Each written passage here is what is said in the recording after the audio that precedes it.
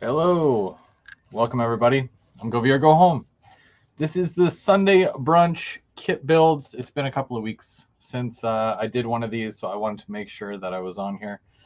Uh, I actually thought today was Wednesday, and I was all like, okay, so what am I going to run today? Because normally every Wednesday I run trains, um, and I'm like, oh, no, it's definitely Sunday. Easy to confuse the 2 days because I take my wife to work both those days. So it is what it is. But I've got some stuff that I am working on here today, and you guys are welcome to join. I'm just going to do.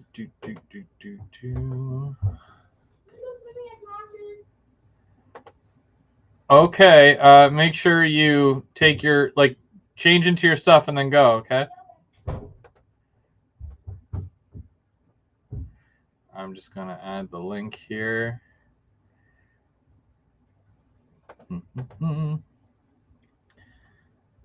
Hey, James. James is live from Sudbury. All right, so there's the link there. If you're working on something, you want to talk trains, you can always come aboard. Canadian Locomotive Logistics, good morning to you. How's it going today? Today we're working on a couple of things here. Yeah. Before I get started though, if you're not already a member of the GVO crew and you'd like to become a member, check the link in the description. It helps the channel and it'll benefit you as well, because I've got a few plans. I plan on reworking how the GVO crew, the benefits to that and whatnot. One of the big things, and I'll let you guys know because you're in the chat here and whatnot. It's kind of an exclusive, but my 10-year of being on YouTube is actually coming up in about, it's 2024. So I've been doing the YouTube thing and whatnot and sharing the hobby with you guys for 10 years, since 2012. It was back when I had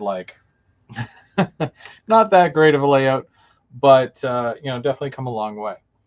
So I plan on doing a special car, if you will. Not 100%. I do believe it'll be a box car because I love my box cars, and they're the easiest ones to, put logos on and whatnot. So what I'm probably going to do is that if you're part of the GVO crew in the silver or gold, you would get a car for free. But I will sell the rest of them to whoever wants one, or if you want to buy an extra one, that's what I would do. And I know I'm only going to get so many made, but I'll do a thing where, okay, I'll show you the car, pre-orders are this, etc., etc. If you'd like to purchase one, reach out by email, blah, blah, blah. And then, I'll order them, and we'll celebrate the 10 years of GVO and whatnot, and just celebrating the hobby, I guess. So that'll be something to look forward to in the next couple of years. I got a plan now because I'm not going to wait until 2024 to plan that. So I got to start planning now. But we've got more people joining us. We've got Drew Dudes Model Trains. How's it going? And so what am I working on today? So every Sunday I do kits. I work on kits, or sometimes I work on the layout. I'm going to work on something that's for the layout, specifically the scrapyard. So I've got this overhead crane here. Well, there's two parts to it. And this is how you get it. You get the two sections that are long like that, and then the crane, this is just the part that goes on top. Like, this part's already built. Oop, gotta go this way. And that goes along there. You can kind of move it or whatnot. It's not painted or anything, but the plastic is, it's weird. It's it's bendy, right? So before I paint it, before I do any of that, what I want to do, I took a piece of, this is Bristol board. It's just black Bristol board. Nothing too special about this, but I cut this to basically fit. You can kind of see here, right? That'll fit on there. And then I'll put the other one, and then I can take this, I can go in and I can paint it, I can bring it out, I can slip it under the tracks because the tracks will go right through here, and then I can decorate accordingly. And this will keep its shape as opposed to it doing, you know, one of these, right? So I'm gonna attach that to here, and then there's that. And then I'm going to be doing some railroad crossings. These are some custom ones, and I'm going to show you how I do that, because I've done it for some other parts of my layout, and you guys have seen those over by the lumber mill. I did 3 because there's 3 tracks that, you know, go there, and then the road goes right through it. So I'm going to show you guys how I do that, and I have to do a couple, right? You can kind of see the road and what I have to kind of do. So I'm going to show you how I do that, and yeah, it'll be fun. Hey, Randall, how's it going? Thanks for joining us. So what I can do, I'm going to tilt this down a little bit here so you can kind of see what I'm doing. There we go. So now for this, typically I don't use hot glue too often, but for something like this here where it's almost necessary, you can't really get away from it. I'm just going to do 3 here, and I'm going to put them right along here. And they're all evenly spaced. Now, I had built this kit, you know, without using any, you know, grid of any sort. So it'll shape how I want it to shape here, and it's should be fairly straight once I'm done with it. And also I used a ruler when cutting my lines, so I'm really just following these lines as well. So everything should be plumb or square, whatever it is. And it should work nicely. And then when the track's on there, it'll weigh it down, and the ballast will keep it in place as well. Should be good, I hope.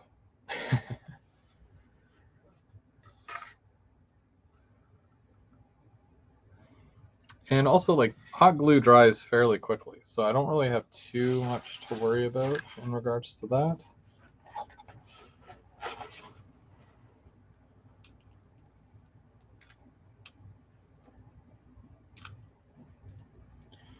I just hate all the little strings, if you know what I mean. If you've ever used hot glue, you know exactly what I'm talking about. The webbing, the spider webs. The trick with this, though, is the spacing between the two, because of the overhead crane. Because you can probably motorize it and whatnot if you can get a small enough motor and whatnot. Not a huge deal, but you know, there you go. See, there's one. But I got to do the other one as well, and I got to make sure it's all evenly spaced so that the crane, like the wheels, go right across like this. I'll be able to take a bit more off the other end too. So what I'd probably do for this, I'd probably do about 2 at a time. So I'd do the first 2, and then do the next 2, and so on and so forth as far as gluing. I'm just going to wait for that to glue a little bit. Oh, and we've got Randall here. Randall's joining us. Hey, what's happening? Hey, not too much. How are you today? Oh, doing pretty good. I'm actually not at work today this time, so. Really? Nope. I'm actually here at the house. Oh, nice. Yeah, last time we seen you, there was trains going through. Yep. they're doing some track work right now, so they're not running much during the day, but usually about late in the afternoon they'll start call this afternoon. So Oh yeah. yeah. We've got Brian. Hey Brian, how's it going today? Brian's saying he's watching while he packs up all his stuff, all his train stuff, and he'll eventually end up near me. Are you moving to Ottawa, Brian? Because that would be great.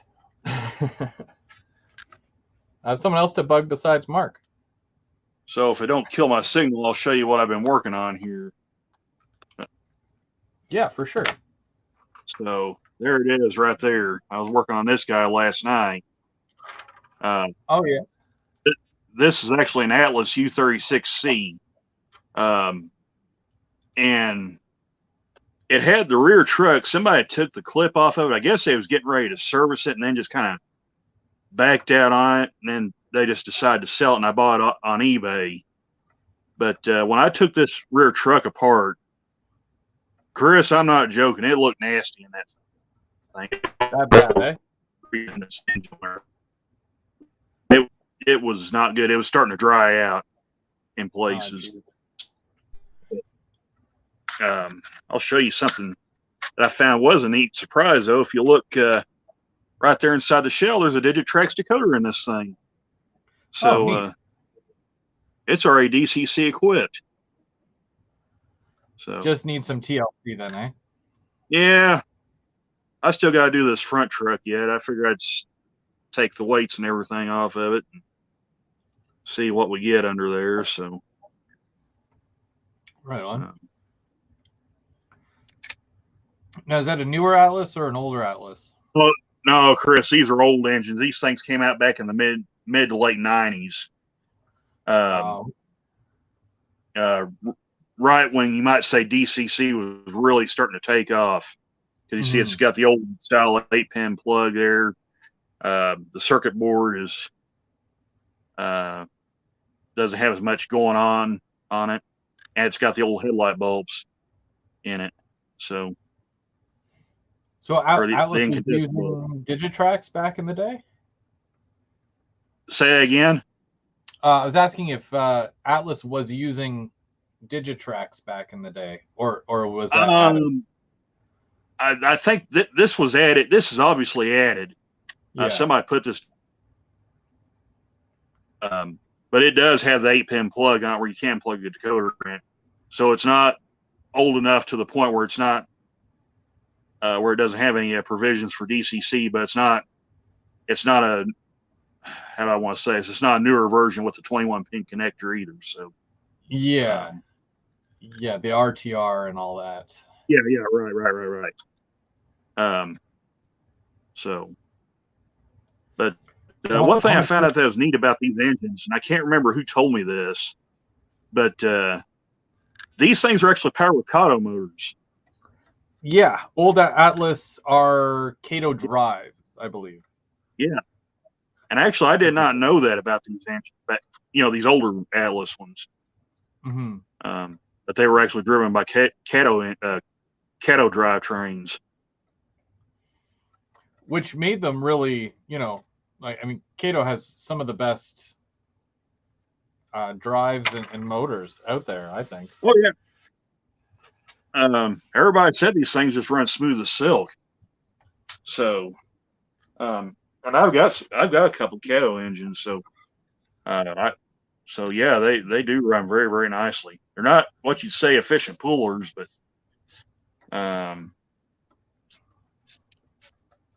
they run very, very good. At least as long as it gets it from A to B, that's Oh yeah. Well, what I like about them is not a lot of detail on them. I mean, they're kind of your basic shell and frame and everything. Makes them very durable. Yeah. So, of course, now when these things first came out, they were probably the nicest engines you could probably get. So, 20 or 30 years ago. So, amazing how far the hobby's come in that time for me. Oh, for sure. Yeah, no, absolutely. A lot has Really, changed. yeah, really, even just the last 5 or 10 years.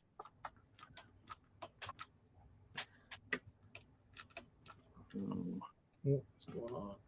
Let's see, screwdriver here. I just had it.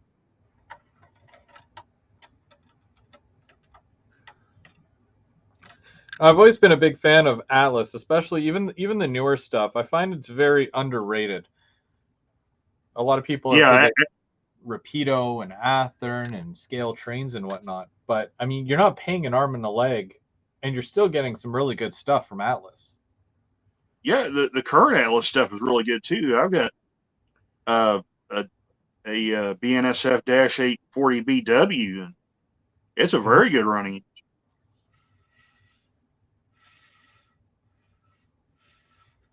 You don't have to spend a lot to get a good running locomotive or a decent looking locomotive, you know?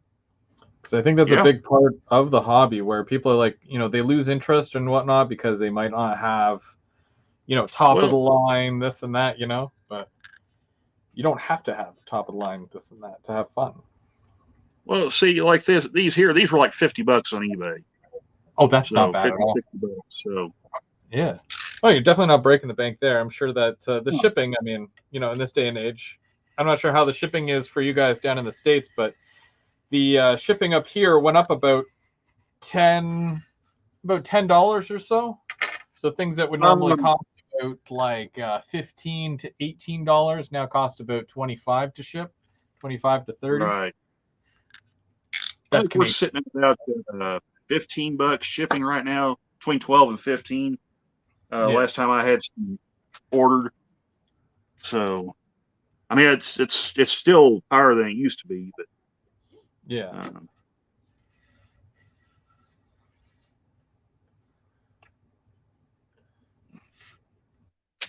That actually went a lot quicker than what I thought it would. I already have yeah. together and everything. And the show's over. I gotta paint this now, and still got lots more to go with it, but that's cool.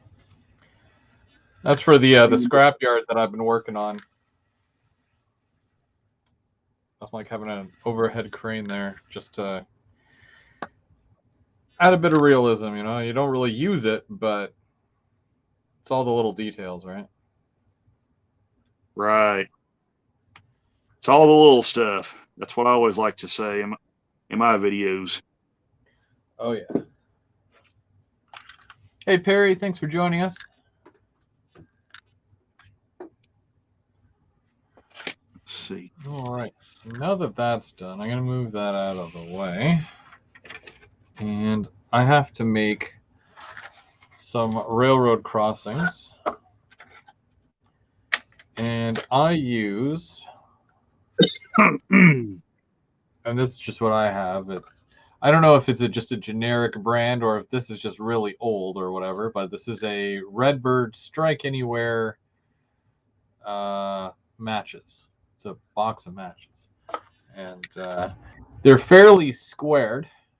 The tip is kind of weird on one end, and of course you've got your match end on the other, so I kind of have to cut both ends of this off, and then it looks like a little 2x4, and then I glue all the 2x4s together. Some of them I'll cut in half so that they're all staggered, and yeah, it's a lot of work, but I mean, I like the crossing that I did on this side here, so I think, to me personally, it's worth doing more of these, doing some of my own too. But and the matches were free. I just found them in the house somewhere. I don't know where they came from.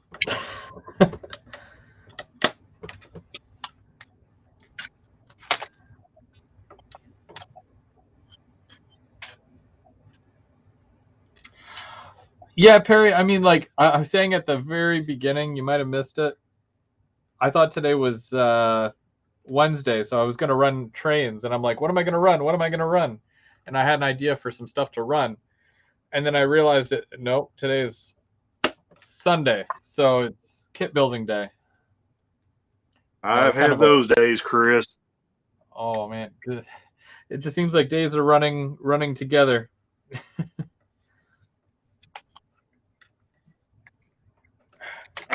No, there was one time we went real crazy and I worked a bunch of hours and I woke up and I literally had no idea what day it was. Yeah, that's never fun. Especially with you guys work all day, all night, and yep. It's a 24/7, 365 day year job. Pretty much.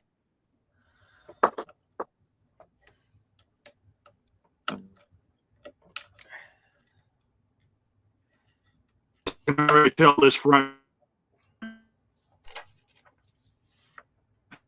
Sorry, you kind of cut off a little bit there. Oh, I was just saying. I think this front truck's going to be just like the rear one, Chris. It may even be worse. I'm just trying to pry this clip off, and I'm already getting junk off of it. That's not a good sign. No. It's probably a good thing I didn't try running this thing. Oh, my goodness gracious. Yes, look at that. I can actually see it. Yeah, it happens. Hey, John. Yeah, there it goes. Yeah, that's not good. Chris, I'm going to take this drive shaft off, and I'm going to show you here if I can. Yeah, let me know. I'll go full screen, and then that way it might be easier to see because we're working. Yeah, I don't know how good this is going to show up. I'm going to show you the worm gear right there. Let me see here. There is it. Okay. It's not focusing, is it? Pull it back a little bit. Is it doing any? Is that better? Yeah, it's a little better. My phone's tilted down, so I can't really see what everybody else is seeing. So, no worries. Yeah, that's nasty. And I'll slide this front truck off here.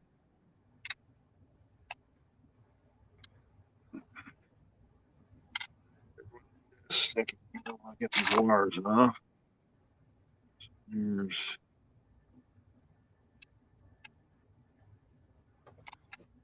that.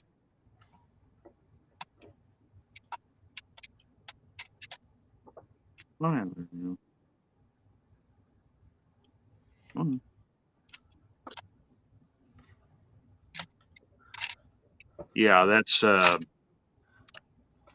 I'd say that's pretty nasty, Chris. Yeah. What is it, just like dust and whatnot? Grime? It looks like old grease is what it looks like. I'd say that's old grease. Huh. I mean, the truck's not froze. I'm turning it with my fingers, and it turns pretty freely. Yeah. So you can actually see the gears turning right there. So it's nowhere near stuck, but it just looks really nasty in there.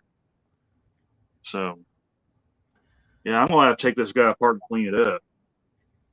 Do you use something specific for the whole cleaning side of it? Yeah, I have a motor cleaning kit. I don't have it with me, and I don't think I'd want to try using it here in the house because it's got a really strong odor to it. Normally, right now, I'm just wiping it up with an old paper towel here, and also using one a little Q-tip come with the motor clean kit that I use to kind of get in there and clean up some of the junk. But yeah, this is going to have to be cleaned up. Yeah. So, how often do you think that? Because you clean most of your locomotives, right? How often do you find that you need to clean one? You know, Chris, I don't clean all my locomotives all that often. If I buy one used, I kind of like to get into it and see if there's anything that needs to be cleaned. See if it needs new oil or not. Yeah. or if they're out of oil. That excuse me, man. Sorry, but that Athearn alkyl PA I bought here a while back, it looked like it was dry on grease and oil, and I oiled it up and cleaned it up. So, Yeah. And I also did the Athearn BNF 7s.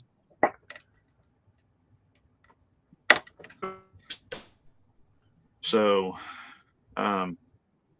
since most of my locomotives are still fairly new, I haven't got engine, not really ready for maintenance yet. I've got one scale trains engine that might be getting close to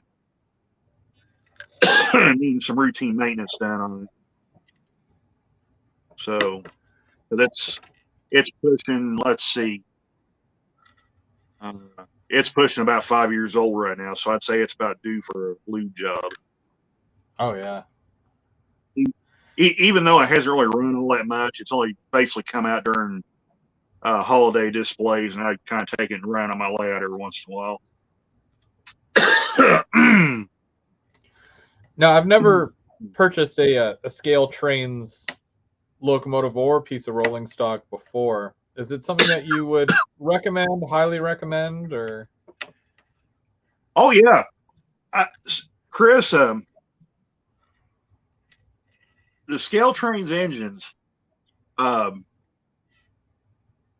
honestly, they're about the smoothest run engines I've seen so far, besides, the Keto drives. Yeah. And I would even probably put the MTH engines in that category. Their sound decoders are not that great, or their DCC decoders aren't that great, but as far as their motor control, MTH used the Proto Sound 3 in theirs. Of course, Scale Trains actually acquired the HO tooling and everything from MTH when Mike Wolf retired a couple years back. So, yeah, or about a little over a year ago. So, no, the original MTH HO engines, they were actually really smooth runners too. It's just their electronics weren't that great. Mm-hmm. What does Scale Trains use for their decoders? They use the ESU Look Sound 5. Oh, okay, ESU as well. Okay, I thought they used TCS for some reason. Could be wrong. Yeah, let's see, who does? Bachman uses TCS. Oh, right. But no, Scale Trains uses the Look Sound 5. And what about their engines? Their engines have stuff that really none of the other manufacturers have. They have lighted walkway lights. Of course, they were the first to really start doing the ground lights on engines. Yeah. Basically, they had everything lights up. It has lights on it except for the step lights. That's really the only thing that doesn't light up on Scale Trains engine are the step lights. See, I think that's why I like. I had to get, they do all of those as well, right? But they have more. Yeah. Rapido does that too. So yeah, Scale Trains and Rapido are really kind of the groundbreakers on that. So as far as function and all that. Yeah. Now, what do you think about Scale Trains buying Fox? What is it, Fox Valley? Oh, that's huge. I didn't even know that it even happened until I was on a Facebook group that one of my buddies in the club created, and they were talking about it, and I was like, I was just kind of caught the conversation they were having. I was like, well, I never heard nothing about this. And I started searching around one on Scale Trains' Facebook page and saw the letter, and I was like, holy cow. Yeah. And then, of course, I made the short little video in case people didn't hear about it. So, yeah, that one took me by complete surprise, Chris. I was not expecting that one. Yeah, it feels like June has been such a big month for stuff like that. I mean, even Atlas coming forward now with new locomotives that are clearly True Line Trains tooling. I don't know if you've caught any of that because they had Actually, that's a new one too, Chris. I haven't heard that one yet. yeah, because they had put out the slab side hopper a couple years, no, maybe about a year ago, which was True Line Trains tooling, and they were open about it. But now they're doing the MP36 locomotive, which was exclusive to True Line Trains. So you're starting to see more and more of the tooling from. Yes, yes, we know. Uh, Now, is this HO or is this different? Different scale, Chris. HO. HO stuff. HO. Okay, that's cool. Yeah. That's cool. And it's great if you do passenger because it's all, Metra and whatnot that they're doing right now. I'm still waiting for the Go Transit stuff because that's more local to what I do. But yeah, that's a super modern locomotive for what they offer right now. Yeah, it is. And that's something you really don't see a whole lot of is modern passenger stuff. No. Really. Yeah. And most of that stuff for me, like I get that stuff from Rapido, but it's still like there's a lot of other stuff that they could be doing that's way more modern. But hopefully, I mean, it definitely opens up a door for a lot more stuff to be made, especially if True Line Trains, like, because they had some really cool stuff. Mind you, they did the Canadian bulkhead flat car a long time ago, and it's something that Rapido just recently announced that they were doing. So, and they're the type that would do their own tooling. So yeah, they're Atlas. Yeah, Atlas's bulkhead flat's a really good car too. Yeah. And they did the short height car too, which I don't believe anybody else does. Mm-hmm. Yeah, those are really nice. The with the short ends. Yeah, the one with the short ends on it. Mm-hmm. Yeah, they look nice.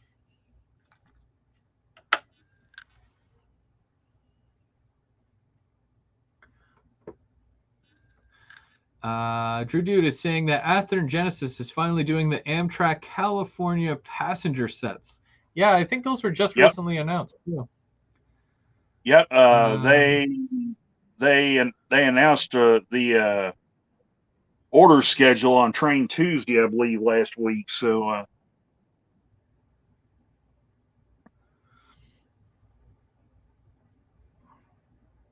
Ontario Rail 12 is asking if we've ever built an Atlas girder plate bridge kit.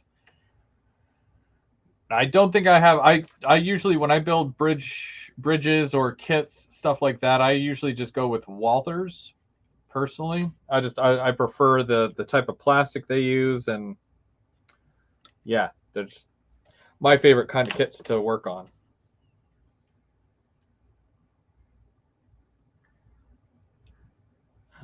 yeah.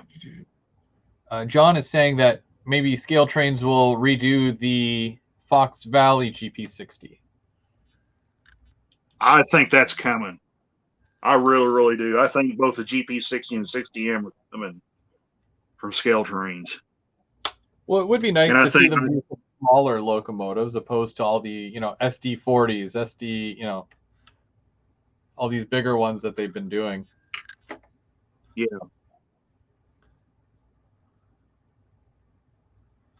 But I really think the GP60 and GP60M and GP60B are coming, and I think it's going to be sooner or later with the Fox Valley stuff that they got now.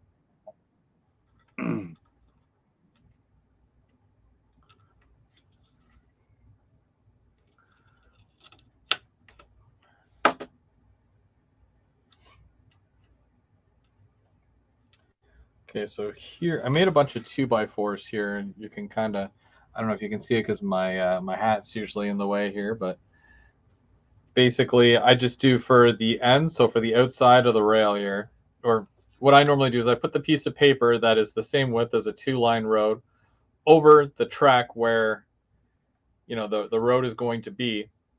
I mark out where the rails are, so I know that it's going to basically get cut there. Then I'll be able to place, and I go a little bit further than the road because you don't want to have it go right to the end of the road. You want it to go a little bit past. And I do 2 layers or 2 rows for the outsides, and I believe it's 5 rows for the inside. And you always want to make sure you stagger your 2x4s. So I cut 1 in half so that there's smaller, and those will go right at the ends. And there you go. And then that would be basically one railroad crossing there. So once that's all glued and it's dry, you obviously have to sand it down, because I mean, for me, I've got code 83, and if this is sitting on top of the tie, it goes a little bit higher than the rail, just because of the type of matchstick it is, the thickness of it. So you definitely want to sand it down quite a bit and make sure it's good there. Hey Brian, how's it going?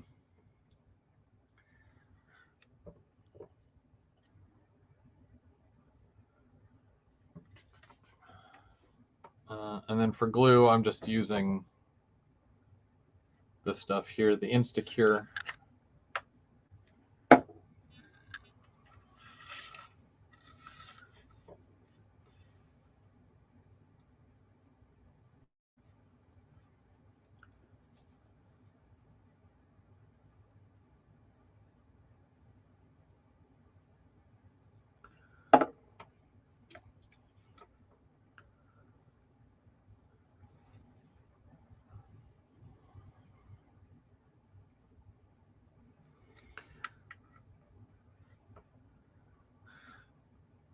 Good. Just doing some work for the layout, I guess you could say. Yeah, I usually build kits or something. I make a point to do a little something every Sunday here, whether it's building a kit, weathering a car, or in this case, I put a crane to, I guess like a base plate, and that'll go over into the scrapyard. Now I'm doing the railroad crossing.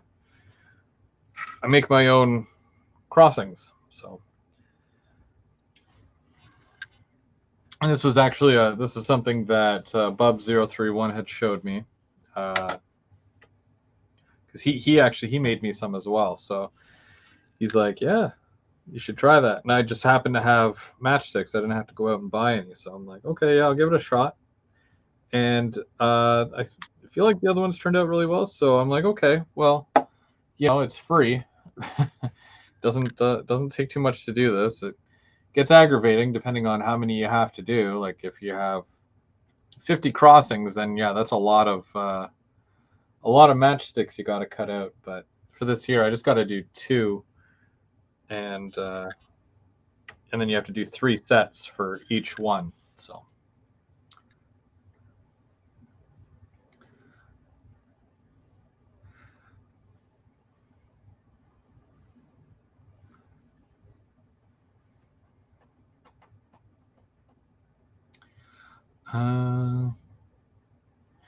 Yeah, we're really looking forward to that video there, James, of you building the layout. Got to see lots of step-by-step with that, because your carpentry skills are really good. So we'll definitely be watching to see how that all comes together. Hey, Mike. Do I weather them as well or just paint? I could come back and weather them a little bit. I wouldn't use like a stain unless I really like if the crossing, if it's really dark. But I don't know if you guys have. I mean, if you guys have seen my crossing, then you'll know that it looks fairly like it looks like lumber going across there. But I haven't weathered it or anything yet, just because I want to make sure that it's good and most of my stuff rolls through there. you just want to make sure it's good before you lock everything in place. But they are glued down. That much I know. But it took a bit to sand them. I used a power sander because I don't have the patience to stand there with a piece of sandpaper and hope for the best. So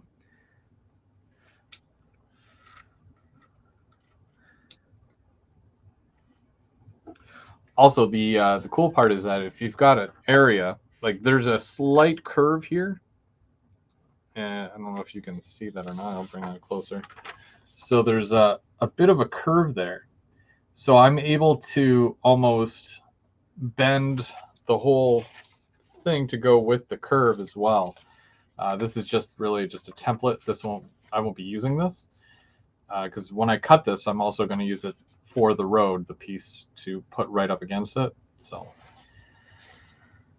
but yeah, working on that whole section back there, and I really want to get that scrapyard area done, and I want to be able to put my gondolas in there because there's more gondolas on the way from Rapido.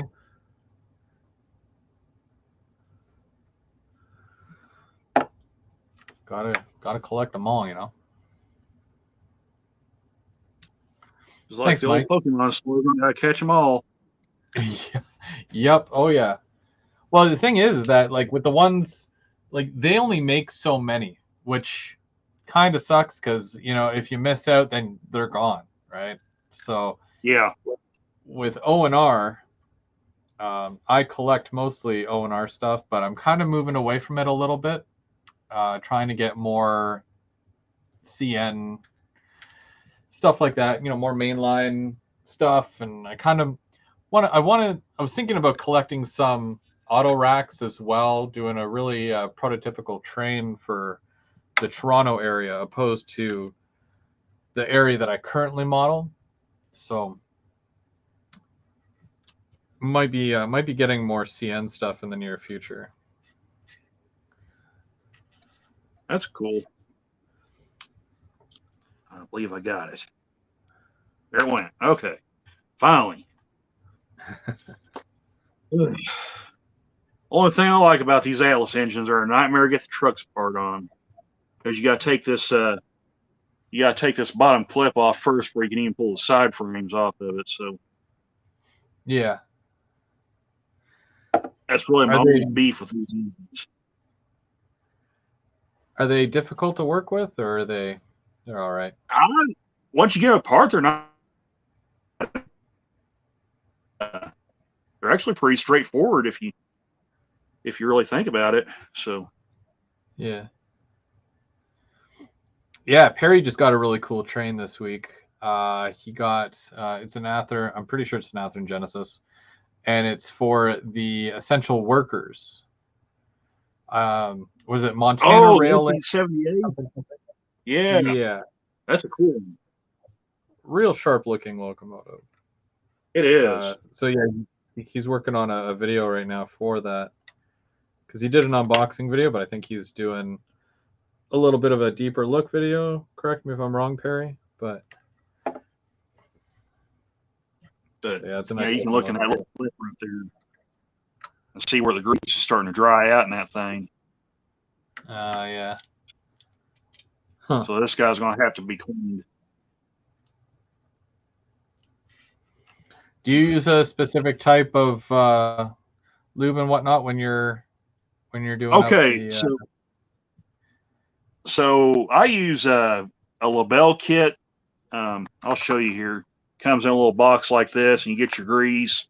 You got a bottle of gear lubricant right here, and then you got your synthetic light oil right here, and that's mainly what I use. It's the light oil is 107. And that's your light synthetic oil for lubricating your bearings and whatnot. And this is 102 gear lubricant. Nice. So 102 is for gears, and 107 is for roller bearings and most for all your other stuff. And then you got your grease. PTF grease right here, the 106. So. Oh, okay. Yeah, a lot of people ask me like what I use and whatnot, and like the stuff that I used it's not Labelle, but I don't even think it has like a fancy name on it or anything. But a lot of people I do find use Labelle products. Well, I It mean, works. I think it makes a kit. There's a couple other companies I think makes them. So, um, that's just what I use. You can actually buy that stuff separate, but in the long run, it's actually cheaper to buy as a complete set because then you also get the little applicators that goes with it. So, Oh, uh, okay. so you may spend more money up front, but in the long run, you're actually saving money. So, um,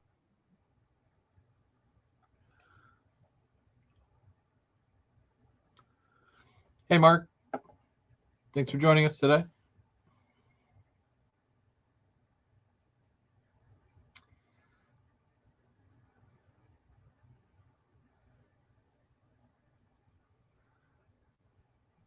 and then that motor clean kit I was telling you about is also made by Labelle. But as I mentioned before, I would highly recommend using that motor clean kit.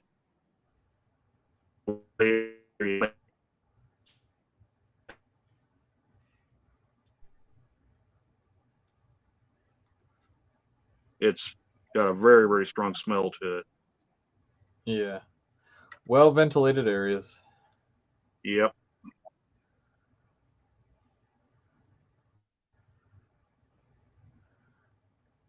So I don't know if you guys can see this or not, but yeah, that's 2 rows there of basically 2x4s staggered, and this is an outside piece for the crossing here. Super easy, and that took like, I don't know, 10 minutes or so, 10-20 minutes. It just gets very repetitive very quickly when you have to do a whole bunch, like I said. So, but I've got a bunch of 2x4s that are pre-cut here, so it's like, just cut a bunch and then piece them all together.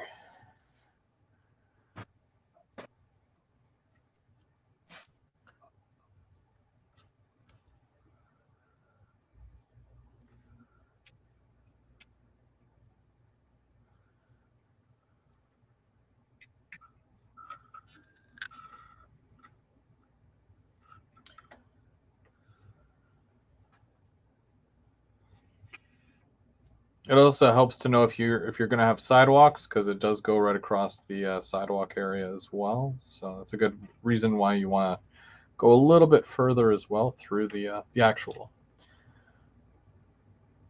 or past the roadway, I should say, not through the roadway, but past the roadway.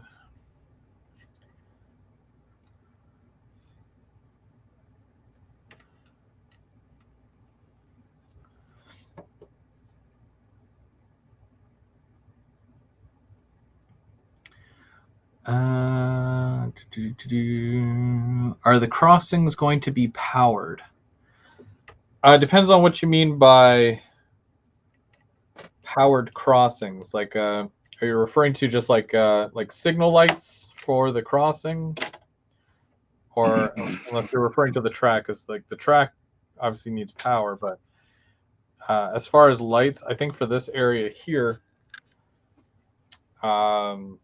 I'll probably just, because it's not like a busy street. Actually, this one is a busier street, so I might put some like a, whatever they're called, the arm that comes down.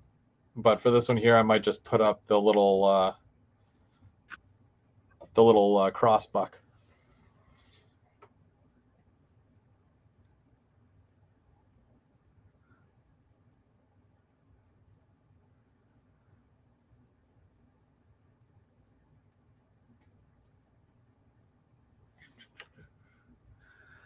Okay, so now to start with my second one. I had to break out the alcohol and clean this inside clip here. I prefer using the 91%, but all I had left was the 70%, so I guess this will have to do. So, I'm not sure if there's too much of a difference with that. I mean, there's obviously a difference, but I don't know. As far as like the 91 or 90, I think I have 99%. It's either 98 or 99. I can't remember. And it's like right over there. I can't even see it.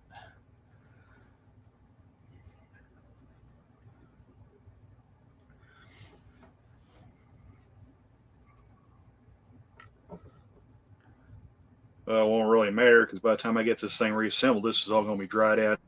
It's not like I'm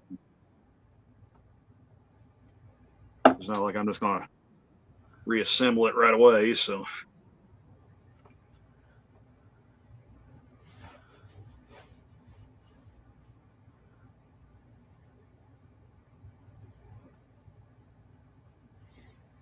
Mark, are you going to add your second level come July 1st? I hear that you're adding a second level.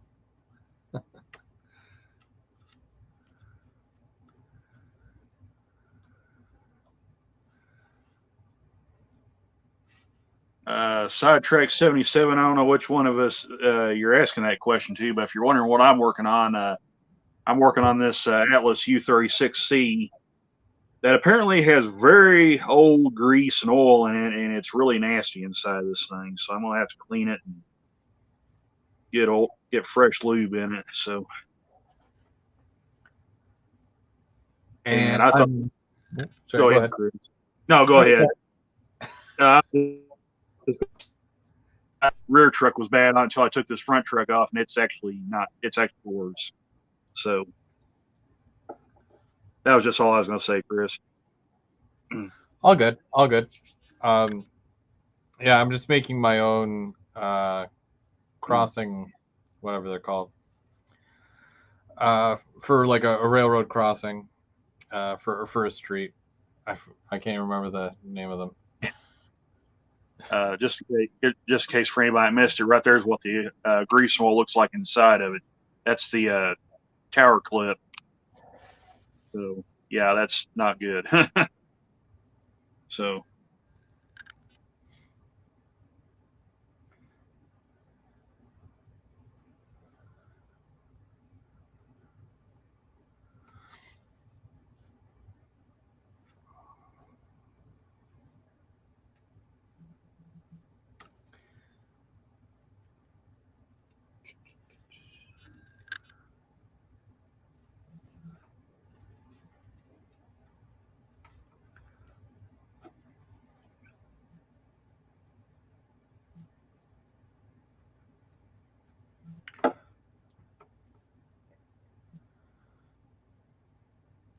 Just to remind everybody while everybody's here, this Thursday, Keeping Track starts at 7 o'clock.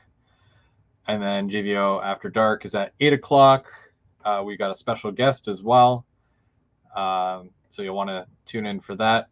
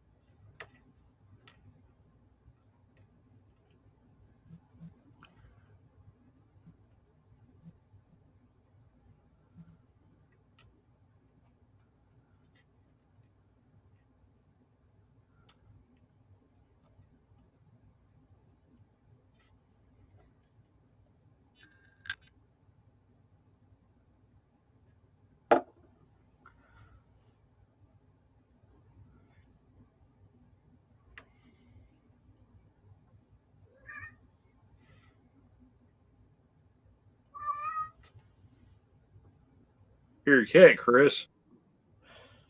Yeah. Oh yeah. It's my boss. They are One of them. that. Oh yeah.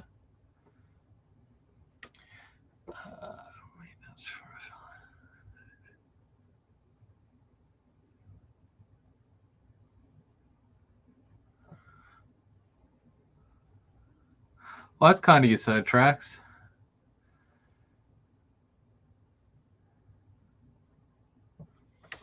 It's good to help people out. All right.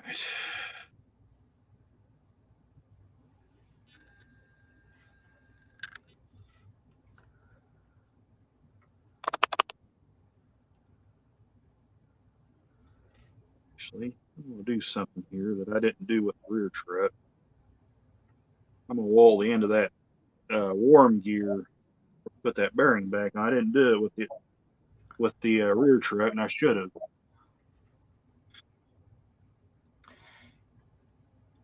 I was always a fan of, like when I was younger, taking things apart and then putting them back together. But with locomotives, I'd be so worried that I take it apart and I can't get it back together. I'm sure once you do it, a few times, you get used to it. But see, I had my original intention was just to make sure that this thing runs, that there weren't going to be any surprises crop up with this engine. That I wouldn't have to do like a major overhaul on it, and then just go back a little later on, just completely strip the trucks down, re-lubricate them again. So that was my original intention, but I actually messed up and didn't wall that bearing when I put the rear truck back together, and I should have. So my bad on my part. So it happens. yeah. But this is what was so odd. The grease is actually bleeding through the sides of the truck mechanism. Oh, really? Yeah, right there where my thumb is, you can actually see some of that grease bleeding out. So, and there's the top right there, looking down inside the gears. So, yeah, that's pretty nasty. yeah. Oh, And geez. I would, like I said, I would dare say this is the grease that it rolled out of the factory with. Yeah.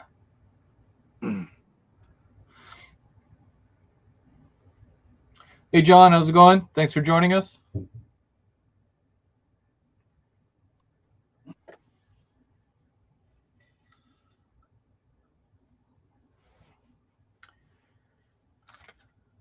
Back to cutting 2x4s.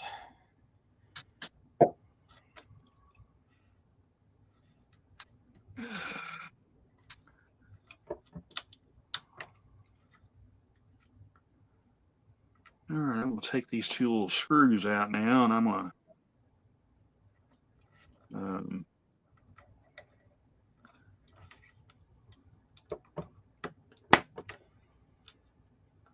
see what this gear looks like.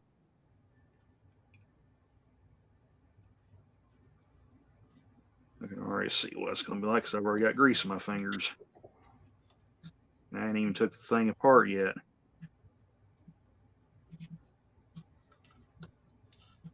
All right, here we go.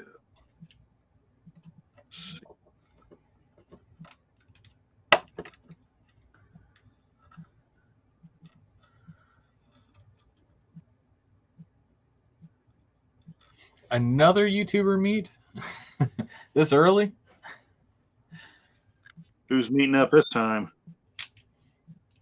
That's what I'd like to know.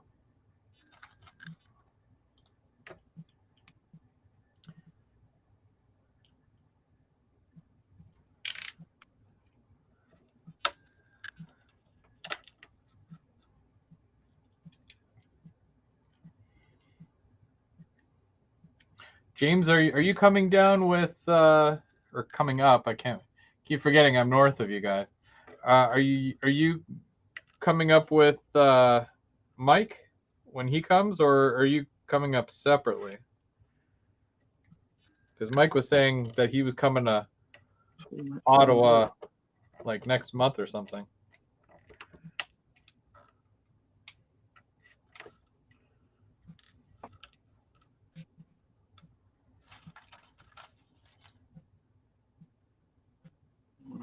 Do this. Grease up the table. There we go. All right.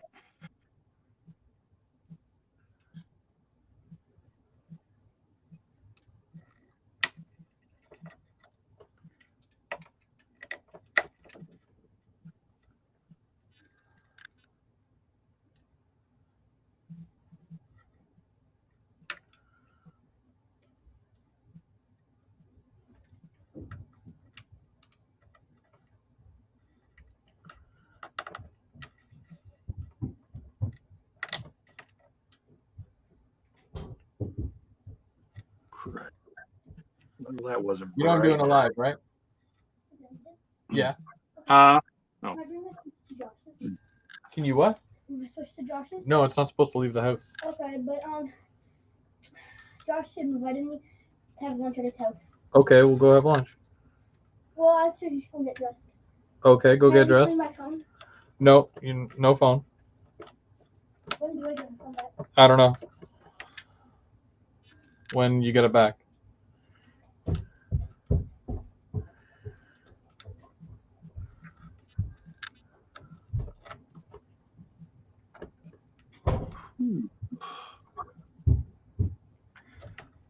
James, if you and Mike are coming up, I'll get some of the guys together and we'll have a barbecue or something. I'm sure Perry would come down for some burgers. And Mark would come over for a burger. Nah, he'd want a salad, knowing Mark.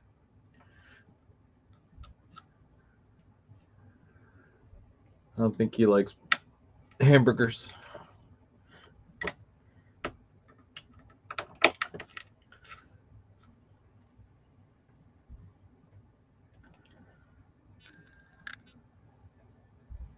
BYO tree, oh, BYO tree, BYOT, bring your own trains.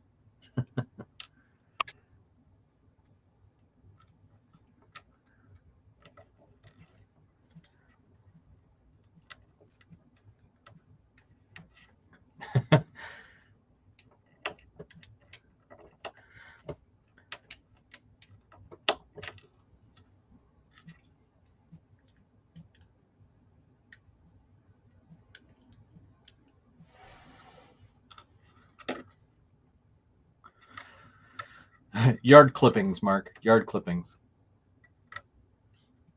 Yeah, I mowed the yard yesterday, and daggum, it was hot. Yeah. 103 degrees outside. Yeah. I looked on the and we haven't had any rain, I don't think, the whole month of June. Oh, wow. So, yeah, it's been exceptionally dry. I know when I hit that grass in the backyard, I mean, the dust just went everywhere. It was just like it just went poof. Makes it easy to mow, though. Oh, yeah, for sure. I think for us, it's been a lot of humidity. So we get these, dark, cloudy days and lots of rain here and there because of it, and our crazy storms that constantly knock out power. But other than that, there's been some really nice days. Like today, it's a beautiful day outside.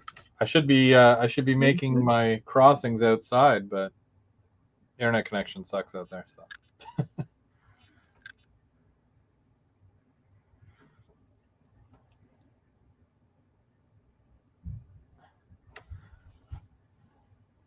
Possibly potato salad, Perry. Possibly. Or macaroni salad. I know some people are either one or the other.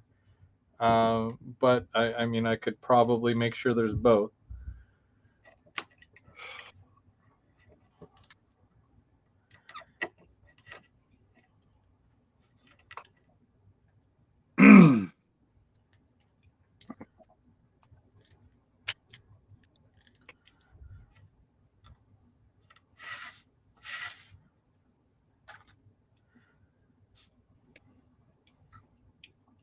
in between the two rails, what I did notice is that you can fit 5 rows of these 2x4s. 5 rows is a lot, but you still have enough clearance there for the flanges and whatnot. But if it does go on a curve, you just gotta mark out how far you need to sand it inwards, or if you need to curve, you do that curve with the sander. You form it all straight like these, and then you can just kind of sand the curve a little bit. But it's easier to curve it on the inside with the sander because it's a much thicker piece. So unfortunately, I won't be sanding these live because that's like watching paint dry, I'm sure.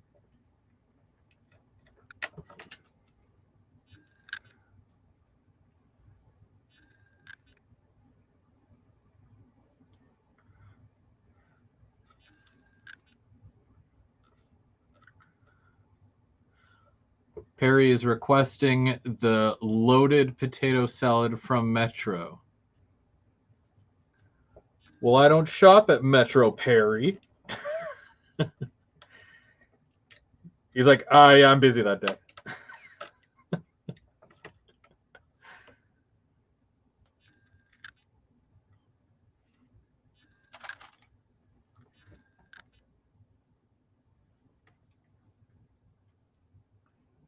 Mark, has there ever been a time that you've come to my front door and me not let you in?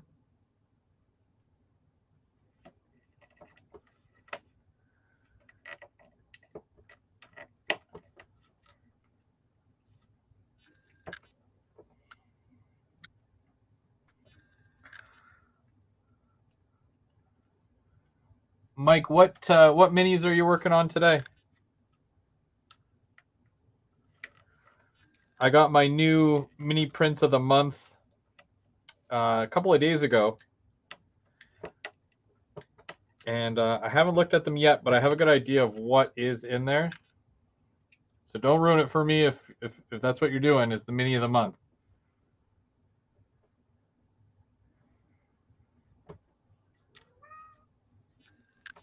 Before I clean this gear, there's the money shot right there of all that old grease and stuff that's inside this thing. What is that? That's the grease and junk that's in this front truck. Well, that whole and there's piece? there's the gear right there. Oh. It goes basically right there where all that mess is. So that's all going to have to be cleaned out. There's the other side. So, yeah, there's going to be a lot of cleaning going on right here. Oh, okay.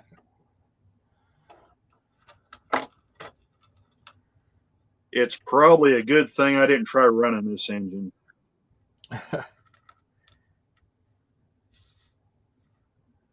Because what, for the people who just joined, when I was taking this thing apart, grease and oil is literally bleeding out of the pores of the truck mechanism on this thing. So, yeah, it's probably a good thing I didn't try throwing this thing to the wolves and seeing what it do.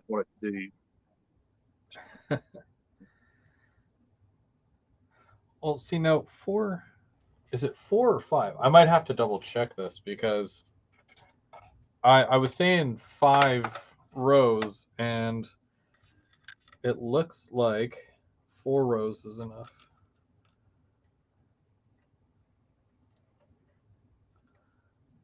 No, it's 5. And I have experienced an engine with over lubricating before. I've got a couple Athearn SD40 tunnel motors in Kansas City Southern Paint, and those things it looked like somebody just dumped oil all over the mechanism on that thing, because when I was running, you could see oil bleeding out from underneath the trucks. So, and those were brand new engines at the time. So, I guess they got carried away with the lubrication factory. Somebody might have had a bad day. Must have, or somebody somebody thought maybe that the tow motors needed more oil than everything else. So that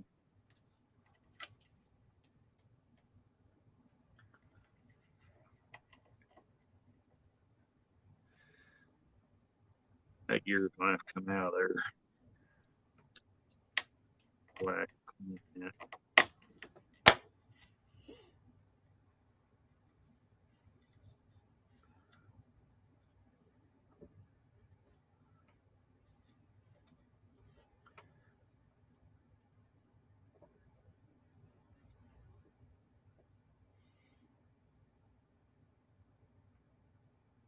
Dang, Chris, that looks like mud in there.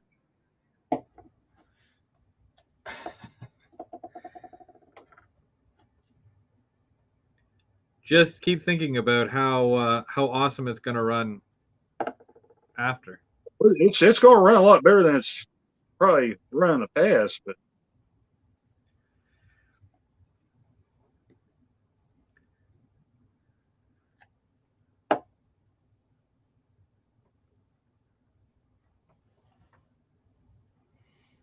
I know I was chatting with Jack the other night, and I told him, I said, and I hope nobody's eating when I say this, but I told him, I said it looked like somebody took a dump inside the gear case of this engine. So that's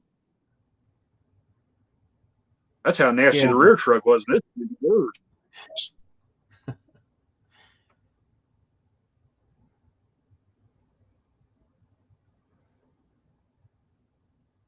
It really makes me want to like open up mine and take a look and see what's going on in there, but I think most of mine were purchased within the last 5 years, so I don't know if it would be necessary. But yes. I could probably only imagine what these other four, or how many do I have? 6, I guess. I got 2 undecorated ones. I could probably only imagine what the rest of these look like. I know for a fact 2 of them run because I had them on the club layout last December and they were running, so I didn't run them very much. But, I just mainly wanted to see if they fire up and run. They did. One of them's got burned out headlights, so I'm gonna test out LEDs in that sucker.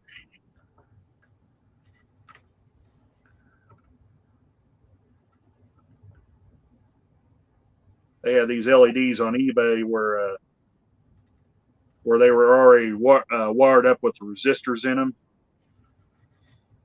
and I picked up a few of them, and I figured I'd try one of these engines, see what it does. Because they're basically like a direct replacement of what's already in the Atlas engine. So yeah. And do you do a lot of your own wiring and whatnot? Oh no, I'm not that good yet, Chris. Okay, yeah, I'm kind of in the same boat. I'm not a big fan of wiring stuff or electronics. No, if I can do it easy, that's the route I'm going to go. I'm not going to sit there with a soldering gun and try to wire up everything. A, because I don't really have the time to do it, and B, I'm just not that good at it. So, have you ever used the Woodland Scenics stuff, the Just Plug stuff? I've looked at it. I've never actually bought any of it though. Oh, really? That's something I kind of like to test out one day. It's really neat. I have a whole bunch of it, to be honest with you, because again, it's a whole, if you can get away with having it pre-done for you, then that's the route, to take sometimes. Well, I was mentioning to Mark last night that Woodland Scenics just announced streetlights, which is their newest offering for that. I'm really excited. Yeah, that's really neat. I don't think I have any. Actually, I do have one road crossing area, so it's definitely something that I probably would consider. But yeah, the things that they're coming out with, it's crazy.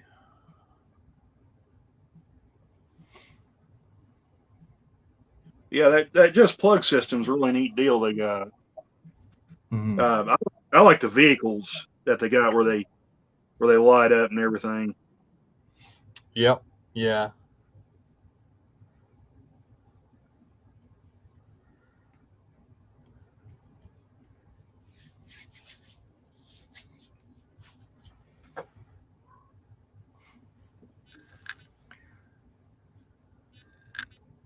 Whew.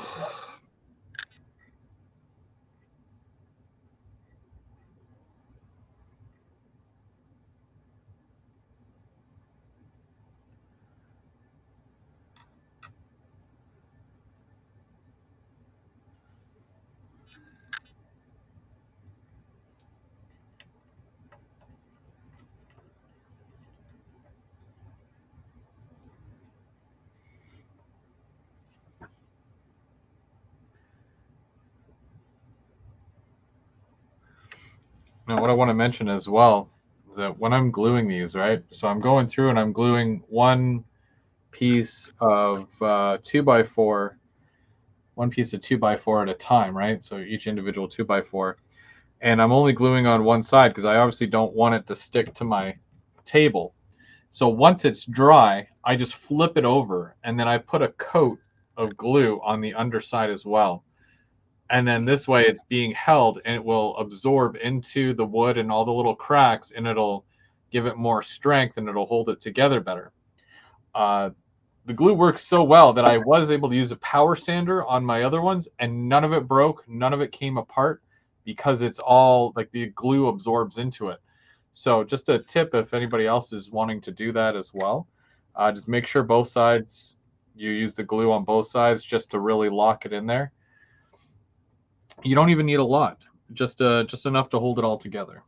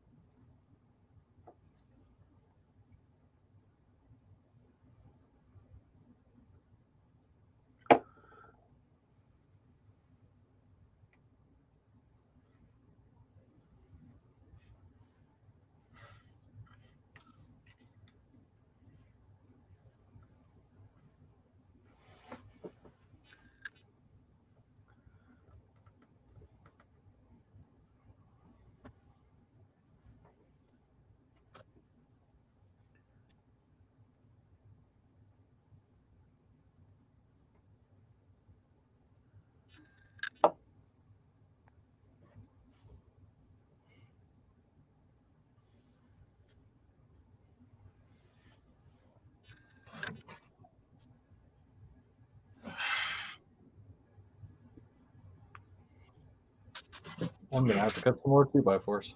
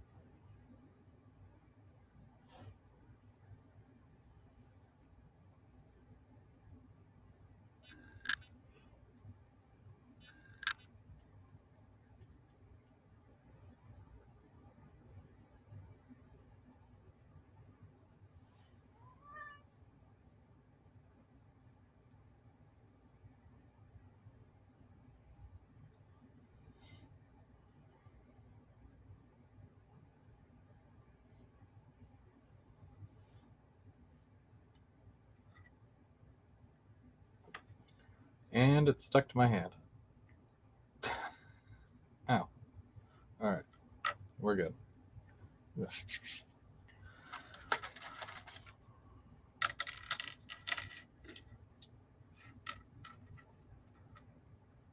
I'd say probably before too long we'll have to get a new phone. That one there is kind of freezing up on me.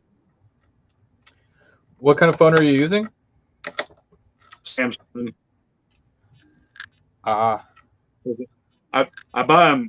They're kind of second-hand phones already when I buy them, but you know, I've had this one a couple years now, so I've used the heck out of it. So probably about getting wore out. Yeah. Like I need a new streaming camera like this. Like I'm using one on a tripod right now, and I definitely need a new one. Doesn't even really stay on the tripod all that well because the little screw part on the bottom where you would normally screw it to the tripod or attach it, it doesn't. So it's just sitting on there.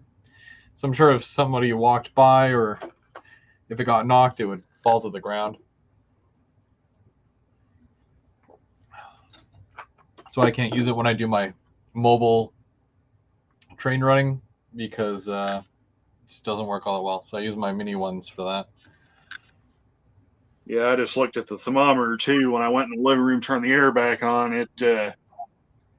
It's got 92 degrees outside, and it's just around 12 o'clock. So I'd say we're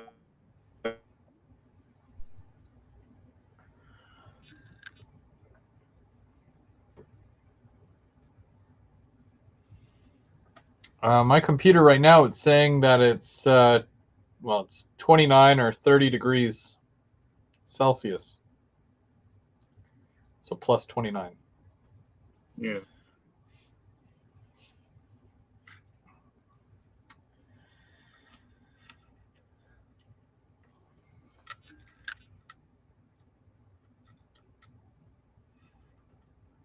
Well, the heat's bad enough, but the bad part is the humidity's coming up too, so that makes it feel even worse. Oh yeah, that's what gets you. Like I can go outside on a hot day, but it's that humidity that literally takes your breath away. Oh, it's horrific down here, Chris. And I don't know if you know Jason, the terrain freak, but he lives about almost 3 hours to the south of me, a 3 hour drive, Yeah. and he says it's really bad down there. Huh. And whereabouts? I mean, if you mind telling me, if you don't mind. Yeah, sure. I mean, how? I Where in the live States in north central Arkansas, right, you might say right up against the Missouri-Arkansas line, state lines. I'd have to look at a map. I got to be honest with you. They didn't teach us American geography. Well, I know where California is, Texas, Hawaii, and yeah. where is it like in the middle? Yeah, Or is it's the Midwest. Midwest? Okay, yeah. Yeah, because I went down to Florida. I've been to Florida twice. I went, was it this past January, which I was surprised because, I mean, January here, obviously everyone's wearing snowsuits. But I was able to get away with going swimming despite the fact that it was really cold in Florida. So, yeah, it was really neat. We actually have a spring. It's in a town that's ironically called Mammoth Spring, and that spring I think it's supposed to stay like 50, 58 degrees all year round. Yeah. No matter how hot it gets, it's supposed to be the same temperature. Huh. And I can attest to it. I wade in the spring river, which the spring flows into, and it'll wake you up when you step off in it. If you're standing outside, it's 100 degrees, and you step off in that water, you're going to know it.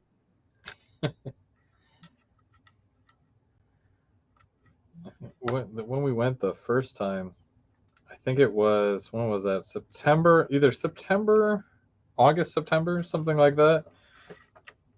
Jeez, it was like, yeah, the humidity was really bad. But and that's like first thing in the morning too. Like the humidity hits you at like 8 in the morning. Yeah, our dew points, when it's really humid, it can get up in the mid and upper 70s for dew point. And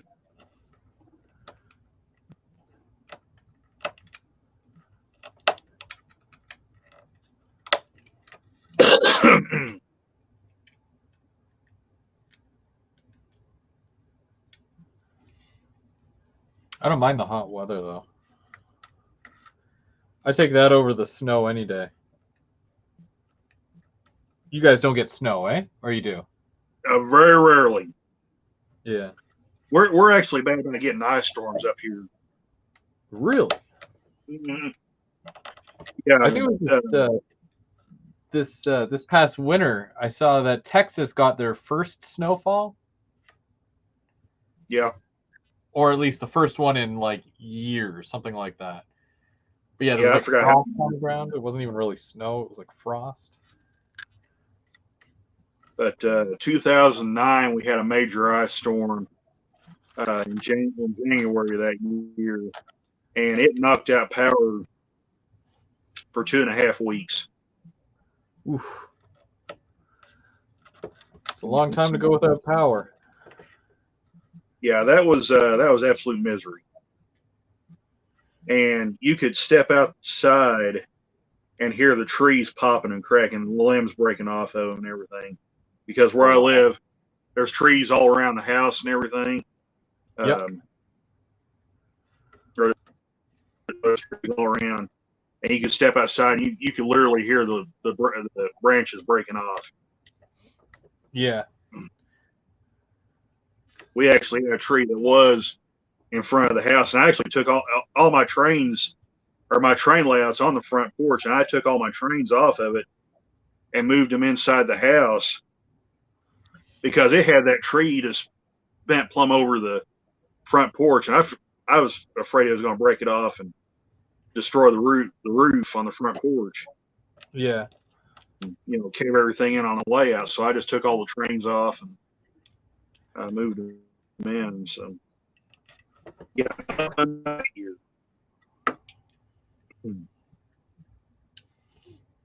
most of the time my layout's plugged in, but when it's raining outside, because of my area, the area that I live in, we're prone for blackouts, right? So a little bit of rain and you're like, nope, I got to unplug everything because you know that the power is going to go out, and you know, so I try to avoid shorting out my entire system that way.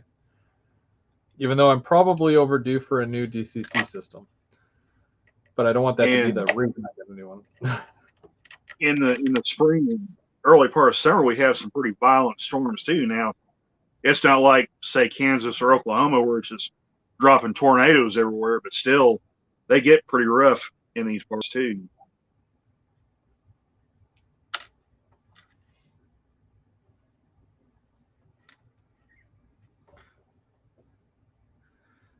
Perry wants to know what I do with the matchstick heads when I cut them off. Well, Perry, I keep them away from my children, and I put them in the garbage. I got nowhere to set them off, and I definitely wouldn't set them off down here, seeing as how, you know, most of my layout is 2x4s. So, yeah, I just throw them out.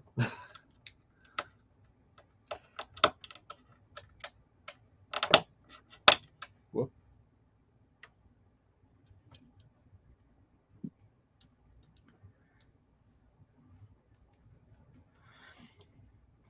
Now, what do you normally run as far as rolling stock on your layout? Mostly what I run is Athearn Roundhouse kits and Athearn Blue Box kits. Mm-hmm. You know, I've often said this: you could take those things and run through a brick wall and can't damage them. Mm-hmm. I just love them. I'm always on the lookout for more. When I went to Memphis here few weeks ago, I bought some more Roundhouse cars. Another company I really like running their stuff is Walters. Yeah. Especially their well cars, their intermodal cars, they're just fantastic. Oh yeah.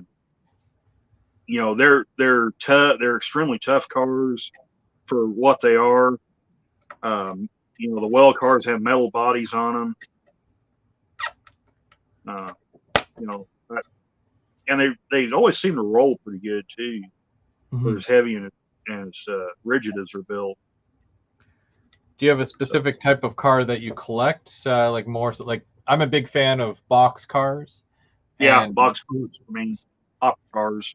Yeah.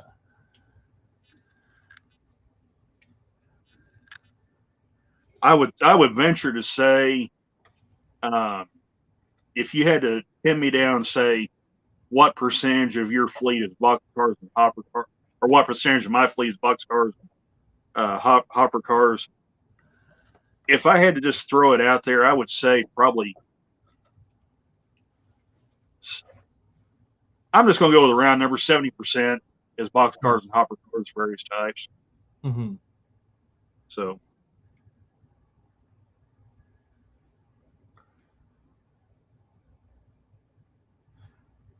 See, I find that most of my stuff is 50% freight and 50% passenger. But of the 50% that is freight, it's like 10% gondola, 10% cylindrical hopper, 10%, you know, what did I say, gondola? Yeah, ore cars as well. Like, I usually collect things in large quantities, but like, you know, one specific thing, you know? Yeah, I was going to try and get one of these cars out and show you.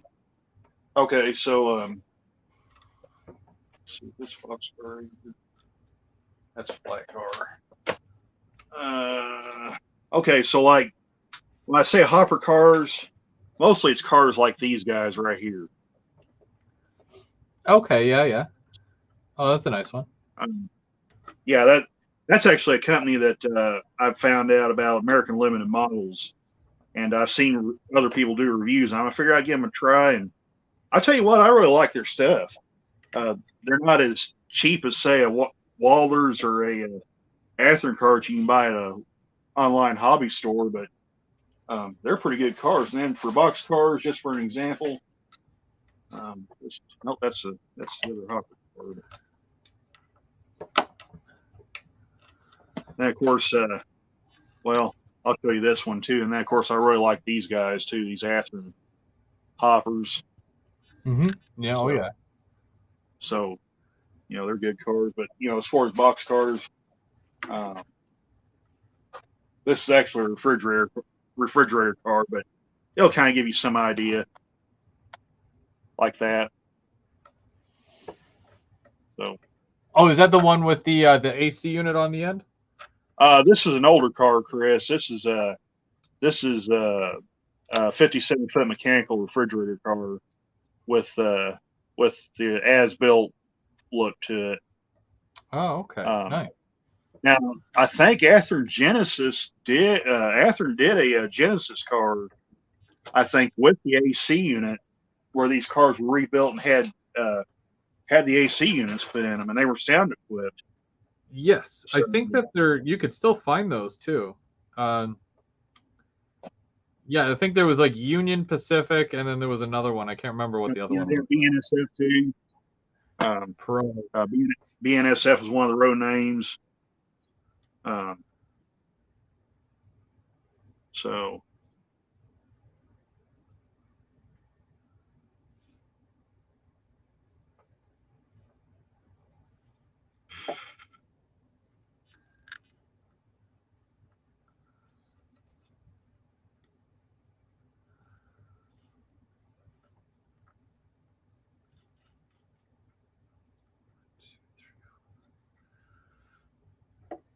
Chris, I don't know. This is probably going to be about as good as I'm going to be able to get it for now, anyway. Did you get it back together, or do you usually wait? Well, I'm going to go ahead and try to throw this sucker back together, where just in case I get called on a trip, I don't have parts laying everywhere to potentially lose. So, because usually if I go off and leave these things apart, generally bad stuff happens. So, yeah.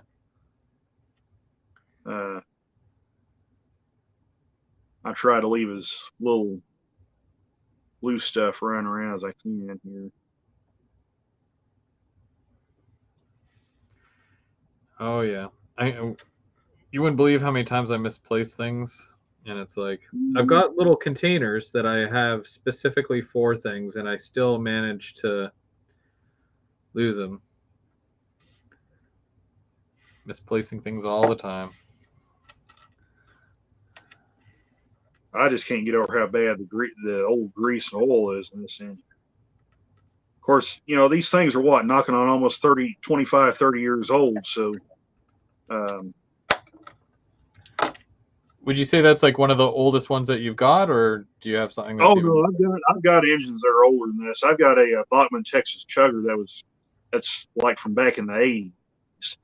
Oh wow! So no, these are not the oldest engines I have. And that Texas Chugger I mentioned is I got it at a antique store. Does it still run? It runs, but it needs a new rear driver on it.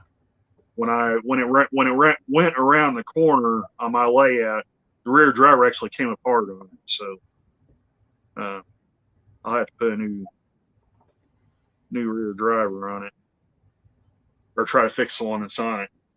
Mm-hmm. I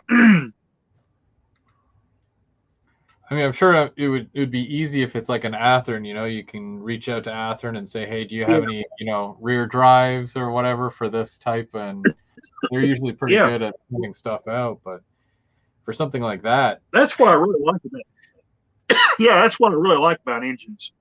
I like these old Atlas and Athearns. You can still go to the company and buy this stuff. I mean, these U36Cs and even the C30-7, excuse me, you can still go buy parts for them direct from the company. Mm-hmm. So that's one great thing about these things.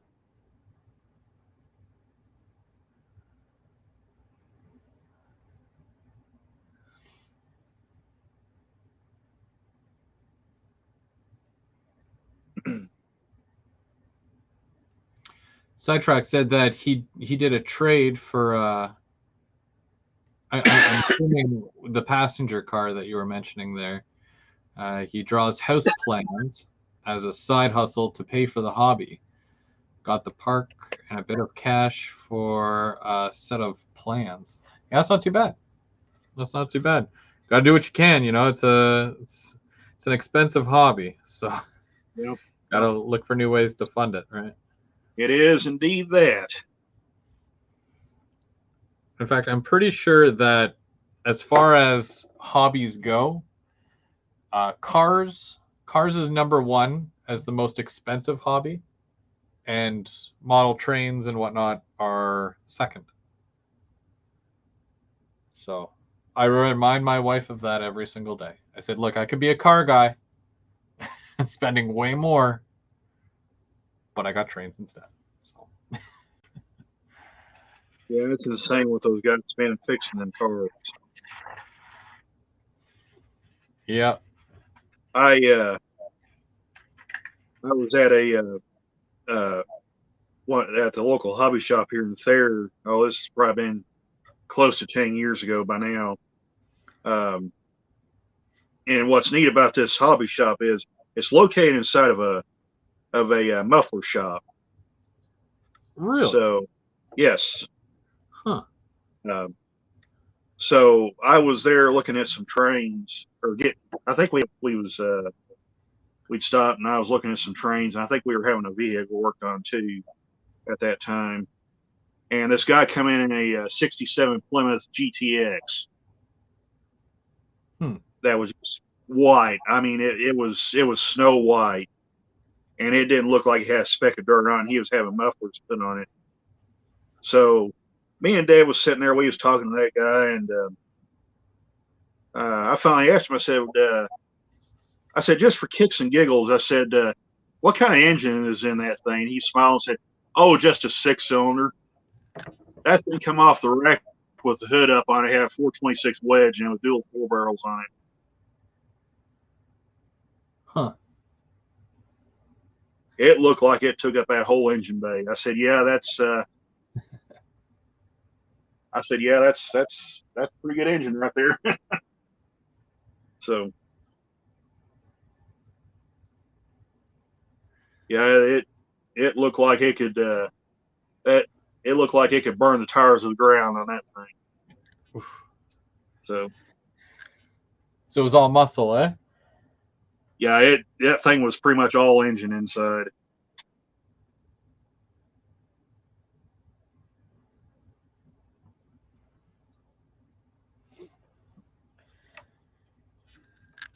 Yeah, still very, very expensive. Yeah, I didn't dare ask him what that thing was worth.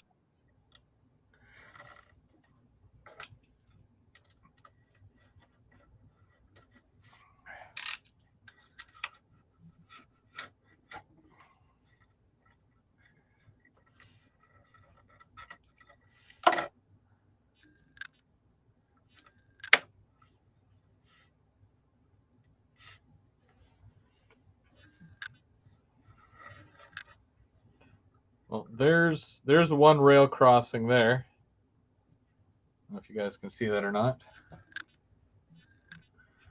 And that basically would go for something like this here.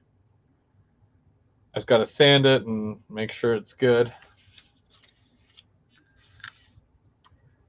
And 1, 2, 3, 4, 5, 6, 7, 8, 9, 10, 11, 12, 13, 14, 15, 16, 18, 19, 20, 21, 22, 23, 24. 27. It took 27 matchsticks to make a full one of these.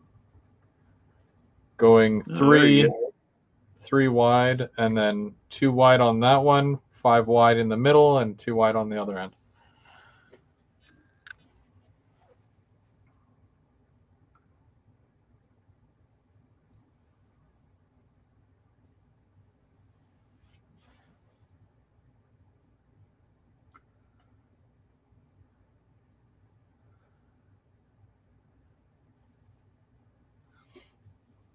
Does anybody know anyone that is really good at track plans? Does like the full-on thing where you give them the measurements, they'll do the track plan for you, and the printout for all the pieces of paper to place everywhere on your bench work, so you know exactly where all your tracks and switches are going to go.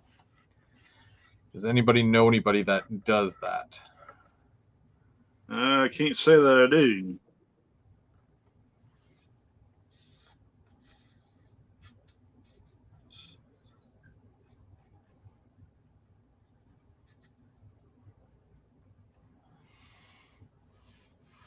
Brian wants to know if Rapido has announced any new VIA cars. Not lately, but if you give it a few months, I'm sure that there'll be another passenger car or Via Rail announcement of some sort. I've got a feeling.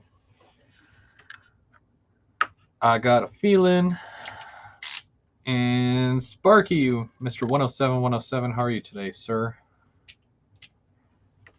Hey, Sparky.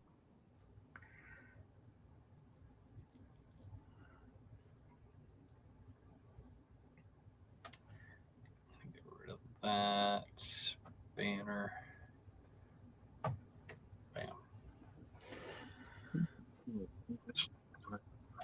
Yeah. So Randall's been cleaning the locomotive and making some railroad crossings out of matchsticks. Yeah, I'm just trying to figure out how to put this thing back together now.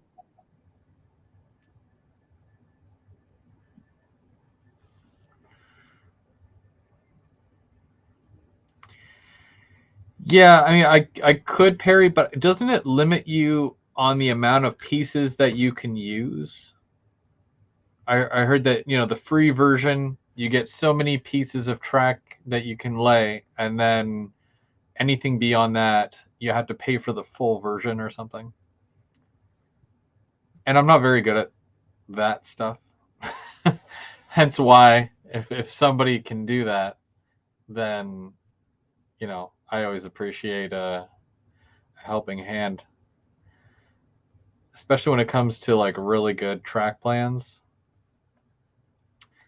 Like I can tell you what I want, but to get it from my brain onto the paper, it's a different story.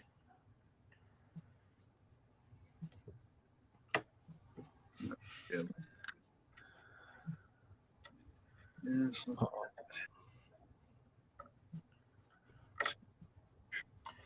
Okay, so that's that one. I want to see how this one will go. Two.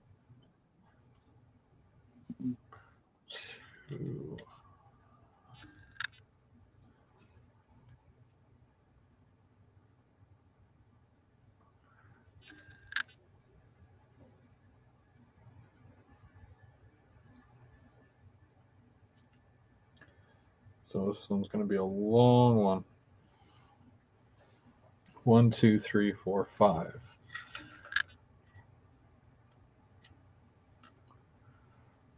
3, 4, and then a.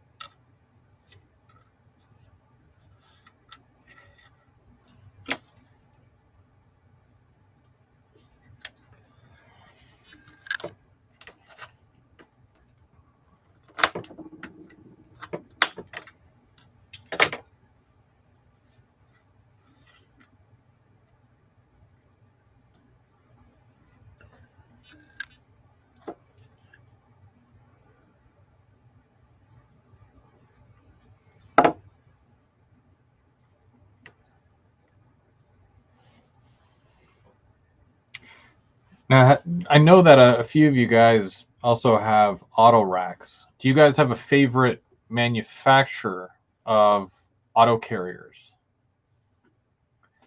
This is Talking about road name or manufacturer of the model? Manufacturer. Ooh, well, that's a tough one. Because I know that it comes down to Intermountain, Atlas, Scale Trains, Walthers, and there might be another one, but those are the 4 that I'm aware of. Accurel's one. They make the open top ones. Accurel makes. Oh, right, yeah. Let me narrow it down. Multi-Max, like the big ones with the enclosures and no like I'm looking for more modern.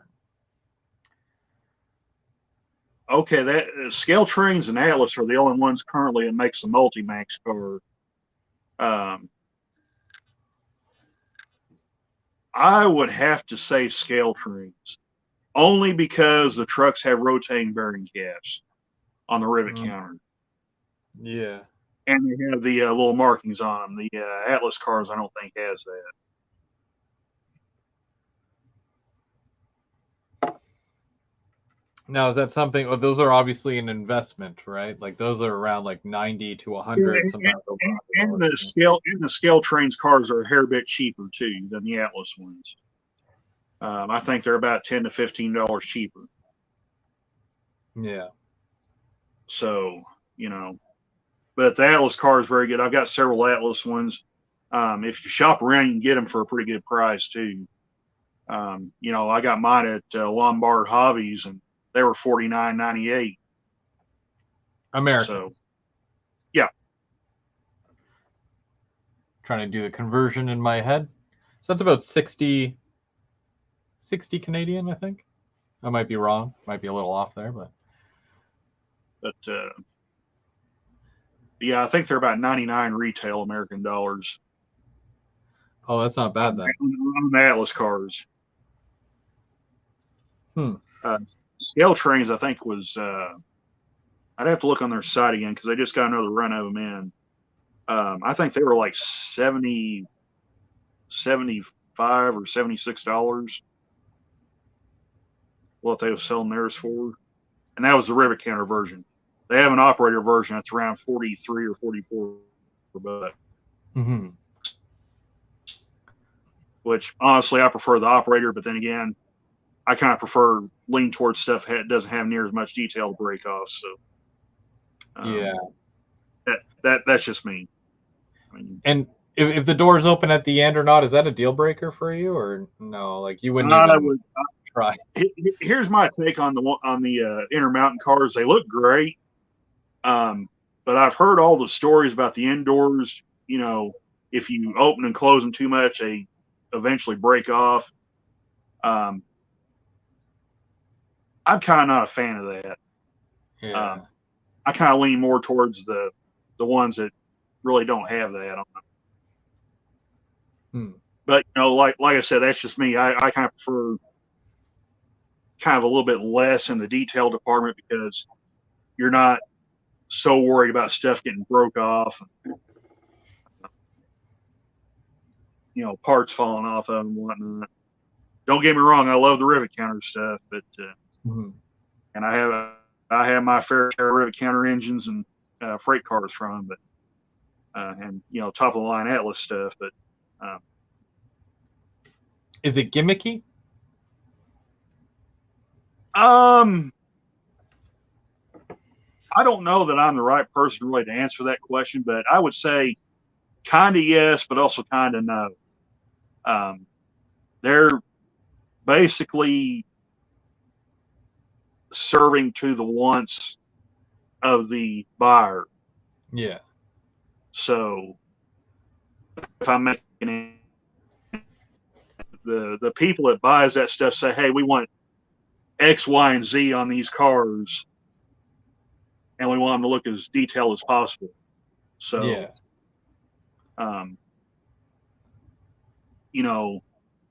So I don't know that I really call it gimmicky on that part. I would kind of lean more towards they're just catering to the wants of their customers. That's fair. Which is fine. I mean, I'm not knocking them for that. That's how you stay in business. Yeah. Oh yeah.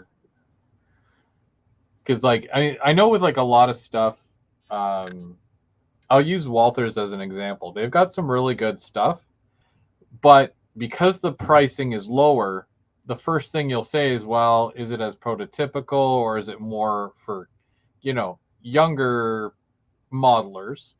Right. And I mean, like, they still have some really good stuff though. And, for certain things, you don't have to spend, like $60, $70 on a box car when you can get one for like $30. And it does just as good, looks really good and whatnot. So also for the, I guess, wallet conscious people who don't like to spend a lot on a model but still get a really good model, right? So is that possibly the same as like the operator versus the rivet counter, right? Like you can get still a really good model, but you don't care about that extra $40 for like a couple of little things that really aren't going to make too much of a difference anyways. Right. And I'll give you another one since we're on the subject of scale trains. They have a line called their Kit Classics line. Right now, that line only features 2 cars. They're the gondola car and there's a box car. Those kits run just a little under $20. Yeah. And they're real simple, easy to put together kit. It's pretty straightforward.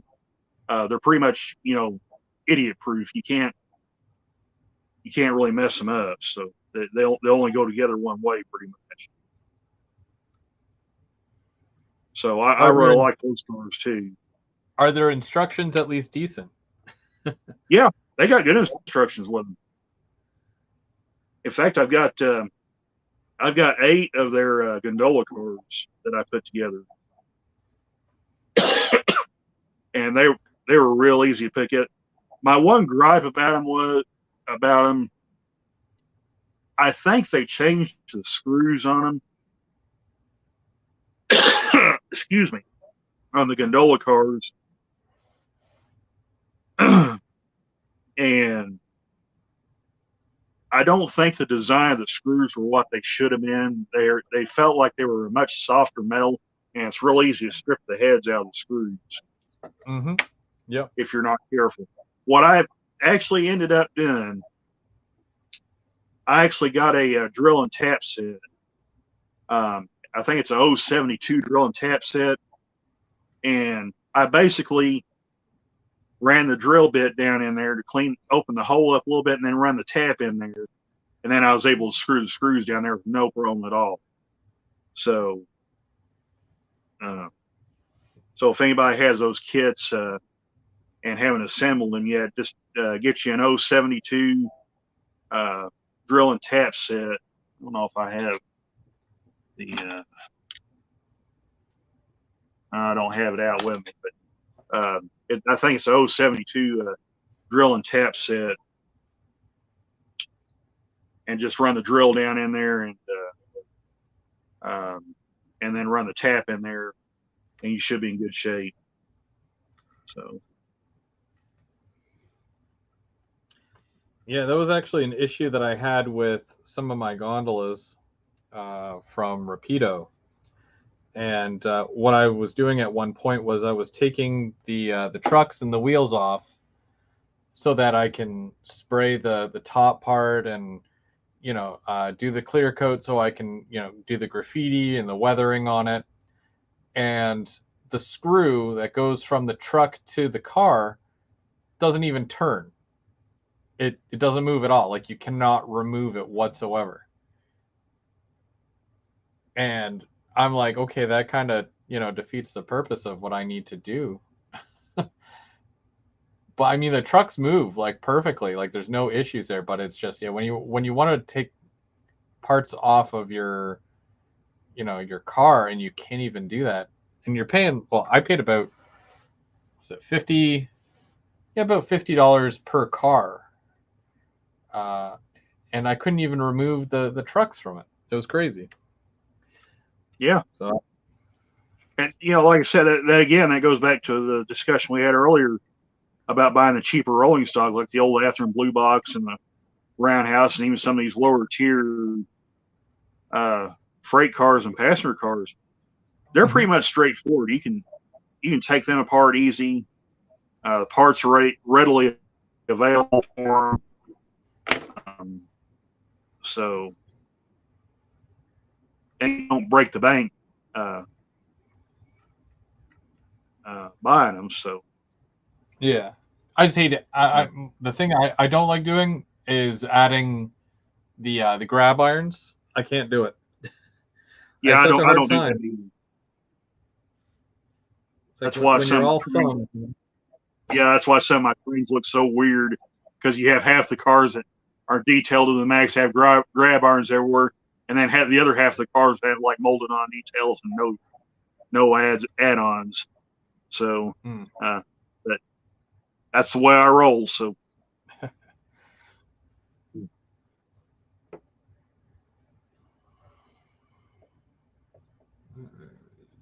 and I kind of have a Most weird people- sense of humor anyway. Sparky's saying is that most people love the fact that they are under $25, but they complain about the lack of details. Exactly. Go cheap and add the details if you want them. Well, see, Walthers is really good for that as well. Yep. The passenger cars that I have, you can buy the passenger car, and it was what, like, I want to say about $45, $40 to $45 for the car. You can buy a lighting kit for it, which is another $10, I believe, or you can add your own lights. And then there's another pack where it's grab irons and other little detail parts. So essentially, you'd be making it into like a $70, $75 car, but you're doing all the work yourself. And that's at your discretion. So, but the car still works really well either way, right? So. Well, shoot, Yeah. I've got a freight car on the front porch. I would go grab it, but since I'm trying to get this thing put together, I need to try to get this thing done first. But I get $5 for it. All I needed was new trucks put under it, and it's it's not even a realistic car. It's got a coffee brand on the side of it. So I like those. I like the billboard cars. I had a Fruit Loop one, like the Fruit Loop cereal. I had one of those when I was younger, and there was a whole bunch of them. Yeah. I think there was like cereal brands, and then there was Pepsi, and there's Coca-Cola ones. I love those. Those are nice. yeah, I know a lot of people like to rip companies like Tyco back in the day for not building realistic stuff, but I kind of always like that side of the hobby. You know, just the weird and the bizarre stuff. Now, granted, Tyco's mechanical side of things, that's kind of a different subject altogether, and even some of the older Bachman and Lifelike stuff. You know, that's a whole different subject. But as far as the weird paint schemes and everything, I always like that side of the hobby. So. Well, it's different, right? Like you don't see a lot of it. It's different. Like I had a bunch of those, and all I did was I changed out the couplers so I could use them with everything else, right? Because they had the old horn hooks. So, of course, yeah, you have to change it so that they, will connect with the new ones, and then yeah, obviously metal wheels as well, just so that you can improve the rolling of them because the plastic wheels just don't cut it. And in some cases, yeah, you have to really widen the part on the truck to be able to fit the metal wheels in there, just like the little spokes. So, you're still doing the work and you're still doing the modeling, just so that they run a little bit better. Maybe, it doesn't take a lot. You can get sets of wheels from many different manufacturers just so that you can, do that. So I took old Tyco and Lifelike cars and stuck Athearn wheel sets on them. They run just fine. Yeah. So they're metal wheels. Brian is asking if I'm going to be adding new industries to the layout. I still have industries that need to be placed, but I'm doing a little bit at a time. Like I've got my lumber mill. I'm still working on my scrapyard. Like the scrapyard, which you can kind of see, like I just did this crane here today. This is part of the lumber mill, and that's going to go on that side so I can kind of complete that side of things. And most of the scenery will be done for the bottom layout once that's done. Then moving up to the second level, I did a lot with my paper mill, but I still got to do all the scenery on that side. And I'm going to be moving my old, which is like the bakery. I'm moving the bakery, or at least I'm going to try and move the bakery. And then I'll end up putting another industry there, which I'm not sure what yet. But I'm still kind of moving things around and finding what works, what doesn't work, and you kind of have to do that as you go. Even with because I've got my ethanol plant that's supposed to go on the top of the layout, and I want to put another big train station on the top of the layout as well. That's all going to come in time, but little bits by bits, that's all you can do, really, right? Like I'm just doing this, I'm doing most of the work by myself, so it takes a while. And next month, so in July, I'll have been working on this layout for 2 years. So it's kind of like the 2-year anniversary. So I'll probably end up doing a 2-year anniversary video, just kind of going over everything that I've done and all my plans that I have going forward and whatnot, and see what happens, right? Because yeah, it's a lot. It's a lot. There's so many little things between wiring, track, industries, and a lot of it I've added scenery, and I was able to add some trees and telephone poles and stuff. It all takes time, and you just got to be patient with it and have fun with it while you're doing it. Otherwise, why are you doing it, right? But it's nice to be able to share it with everyone as well while I'm going along. So hopefully that answered your question. As for new industries, I still have the standard stuff, I have a steel mill. I have the full steel mill, but it's not going to work with this layout, unfortunately, because the buildings are too tall and some of them are too long. It's not going to work for this layout, so I'm going to hold on to that set for my next layout down the road. We're probably going to end up moving in about 5 years or so, so I'm getting the most out of this one while I can. And then, multiple train stops. I don't know. There's a lot going on. There's always something going on here. So, Perry says it's supposed to be fun for sure. Yeah, right. Like that's why we do this. Sometimes it'll be more headache than fun because of what you're working on. Like I'm not completely a fan of doing electrical work and all that fun stuff, as they say, but it's part of it. So you kind of have to power through. And even with dealing with decoders and whatnot, like I got an ESU lock sound lock programmer, something I never thought I would do or invest in, but I did. And I'm learning that side of it as well. And eventually I'll see if I can install a decoder and not mess that up. And learn something new every day and progress. That's all you can do, right? I can't wait to start my new layout. The steel mill and ore dock is going to be the first part I start with. Yeah, it's huge. You need a huge area just for those kits. They're massive. Like they weren't joking. I did a bunch of videos where I worked on them on the live, and all the little parts as well, all the stairways and all that, and then needing to paint everything, and it's crazy. It's a massive industry to do. So good luck. It's very, it's crazy.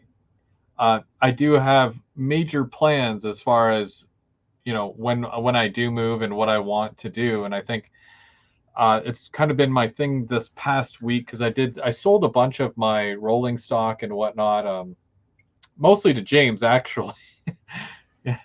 And I want to build more of a Toronto-based layout opposed to like in North Bay.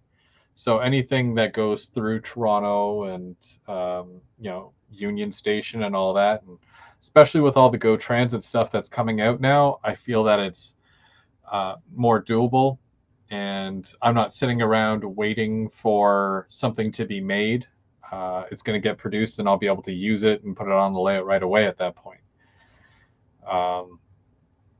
Right now, it seems like the only O&R stuff that's getting made is like the odd boxcar or, gondola, and I already got like a bunch of that.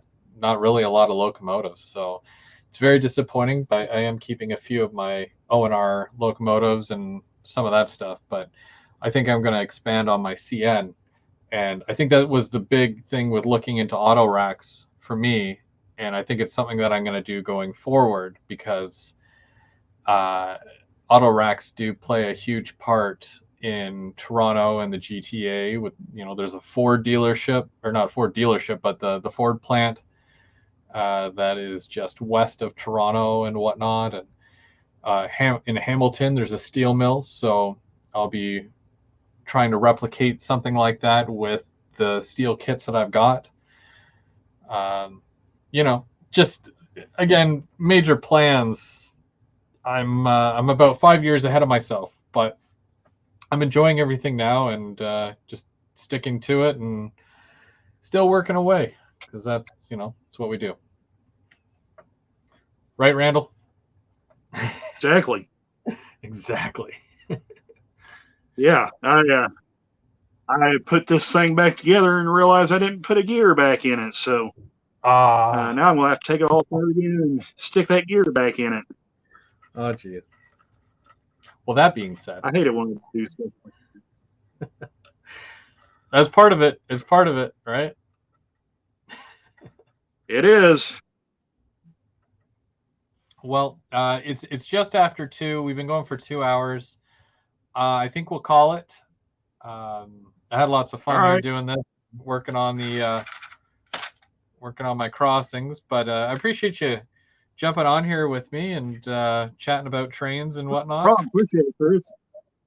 It's always good to have you come aboard. I got this thing back together before your stream. Apparently, this thing has other ideas. It likes to be a jerk, so that happens. Well, maybe next week, hopefully it's running and you can show us doing its thing and tell us if there was anything. We'll test it out and see how it does. So sounds good. Well, thanks we'll for put joining. These guys on it too. Yeah, I appreciate it, Chris. You guys have yourselves a good one. You too. And thank you, everybody else in the chat, for joining today. Everyone who's jumping on there late there, Happy Valley, how's it going? And CP368 Productions. Yeah, we did a bunch of stuff today here, so if you want to watch the replay, it should be up in a few minutes. And we'll see you Wednesday. I'm going to run trains on Wednesday, so stick around for that. And then GVO After Dark and Keeping Track Thursday night. We'll be back here for that starting at 7 o'clock. Should be good. Got lots planned for that. You guys have yourselves a good rest of your weekend, and we'll see you Wednesday.